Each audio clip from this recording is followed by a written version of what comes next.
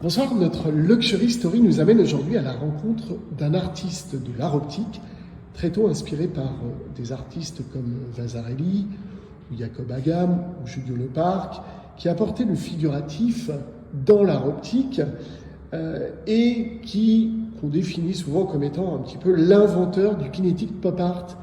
Bonjour Patrick Rubinstein. Bonjour monsieur Icône. Très bien. Enchanté de faire ta connaissance. Alors racontez-nous le kinetic pop art. Alors, écoute, je vais te raconter mon histoire, ça sera plus simple. Je vais te raconter comment j'en suis venu à créer des œuvres optiques, des œuvres kinétiques pop art. C'est une vieille histoire, ça remonte à 1977. Voilà, j'avais 17 ans très précisément, un ado qui voulait s'acheter une voiture et qui demande à son papa des sous pour se payer la voiture. Je rêvais d'une Golf GTI à l'époque, une Golf GTI d'occasion me suffisait largement. Et quand je lui ai demandé des sous donc, pour m'acheter cette voiture, il m'a dit, comme tout papa qui veut éduquer son fils, écoute, je te donnerai pas d'argent, mais par contre, j'aimerais bien que tu gagnes cet argent. Et je lui ai dit, mais comment? C'est là qu'il m'a dit, voilà, je vais t'apprendre une technique d'art optique qui s'appelle de l'art cinétique, et on va aller chez mes amis, tu vas photographier les enfants, et grâce à ces photographies que tu auras du frère et de la sœur, ou du frère et du frère, tu vas créer des tableaux avec ces photos. Mais vous faisiez déjà de la photo, hein? Oui, alors j'ai toujours, mon père peignait déjà pour son plaisir, il prenait beaucoup de photos. J'avais une mère qui était cinéphile, donc effectivement, oui, je faisais des photos, voilà, et donc c'était un plaisir pour moi d'aller à la rencontre donc des enfants, des amis de mes parents, voilà, pour les prendre en photo et pour créer ces fameux tableaux. Alors, comment je faisais? Je faisais des photos, à l'époque c'était des photos argentiques, le numérique n'existait pas, et donc je faisais développer une photo en labo, c'était des photos couleurs, que je découpais en petites bandelettes très précises d'un centimètre. Voilà, donc je découpais le frère, je découpais la sœur en petites bandelettes d'1 centimètre, et j'allais acheter des cornières au bazar de l'hôtel de ville, des petites cornières en alu de 10 mm de côté, en triangle, et je collais bien patiemment le frère d'un côté de la cornière et la sœur de l'autre côté. Voilà, je réunissais le tout, et donc j'avais un tableau avec le frère d'un côté, la sœur de l'autre. Dans un encadrement, je montrais ça aux parents. Évidemment, ils trouvaient ça très joli, c'était plutôt novateur, original. Et j'en ai vendu à l'époque un petit peu, suffisamment pour pouvoir mettre un petit peu d'argent dans une voiture d'occasion. Et c'est quelque chose qui m'est resté gravé à jamais. C'était ma rencontre avec l'art cinétique, voilà, ma première rencontre. Très bien. Alors, j'ai envie de parler évidemment de Vasarely, qui lui était sur un registre plus géométrique. On pense à ses damiers par exemple. Mais comment peut-être ces maîtres de l'art optique vous ont inspiré? Alors, ils m'ont inspiré dans le sens où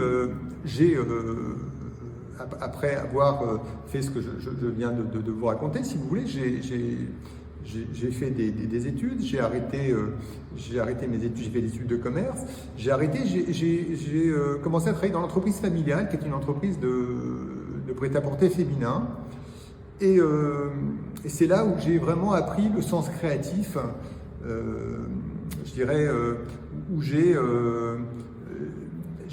appris à dessiner, j'ai appris à peindre, je dessinais mes collections, voilà, je dessinais mes imprimés textiles. Donc je m'inspirais aussi de ces artistes cinétiques comme Vasarely et autres, hein. C'était très graphique, hein, c'était les années 80. Les années Courrèges, voilà. Cardin aussi, voilà, tout à fait.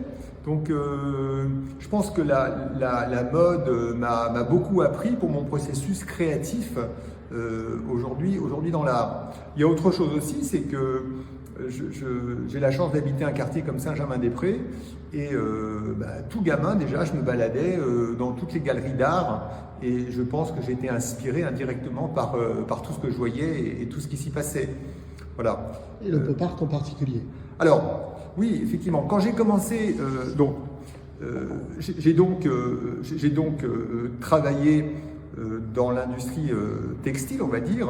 Je créais donc mes propres collections, j'avais ma propre marque. Il se trouve que j'ai arrêté mon entreprise il y a une vingtaine d'années.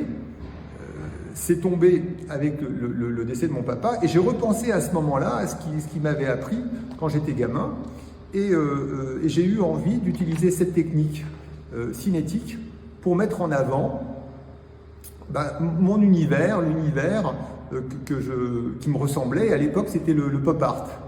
Donc, c'était l'inspiration de tous les grands maîtres américains du style Warhol, Basquiat, Lichtenstein, Rosenquist, Robert Indiana, et puis j'en passe. Voilà. Donc, c'est un petit peu le départ, le point de départ de mon travail en kinétique pop art.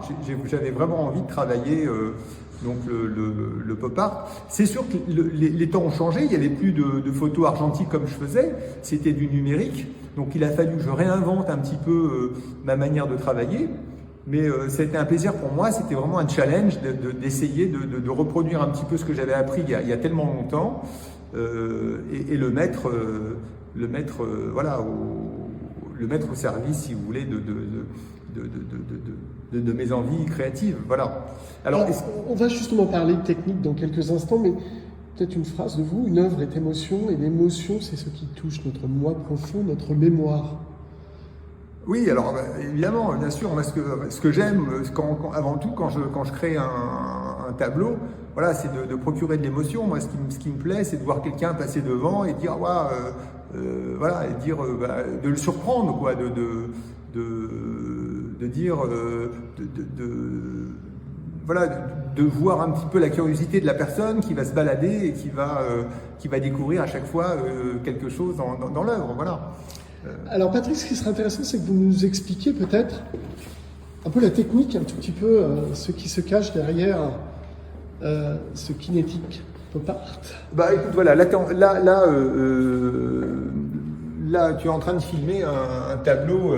Justement, tu vois ce que je t'expliquais tout à l'heure, c'est ce travail de petite cornière ce type cornière de 10 mm. Tu vois, tu vas te balader d'un côté, tu vas avoir une œuvre, et de l'autre côté, tu vas avoir une autre œuvre. Alors, sur cette œuvre-là, ce qui est intéressant, c'est que si tu es de ce côté-là, par exemple, si tu veux, c'est un hommage, je dirais, à Robert Indiana, mais une réinterprétation du travail de Robert Indiana, où il y a plein d'éléments très pop qui sont à l'extérieur du mot love, quand tu es de ce côté-là.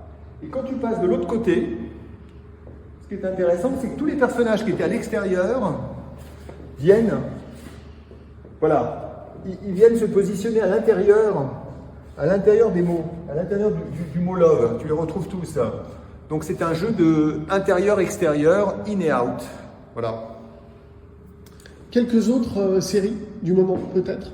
Alors, donc, je ne travaille pas que des œuvres pop art, c'est un petit peu comme quand j'étais dans la mode, je ne m'interdisais pas de créer tout type d'œuvres. J'adore travailler les œuvres optiques, purement optiques aussi, voilà. Et j'adore rendre également des hommages à des grands maîtres qui m'inspirent aujourd'hui. Mon travail évolue, c'est comme dans les collections de la mode, je n'étais pas focus uniquement sur un type de collection.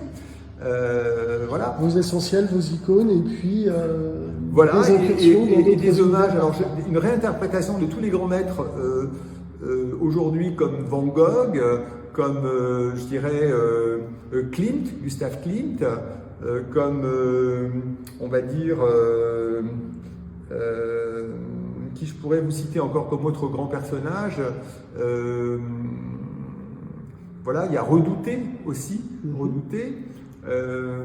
Alors, comment dire, je recompose leur travail à ma manière, c'est-à-dire je crée, je décompose leur travail et je le recompose à ma manière. Voilà, toujours dans cet effet, dans l'envie de vouloir surprendre et de vouloir apporter de l'émotion aux gens. Voilà.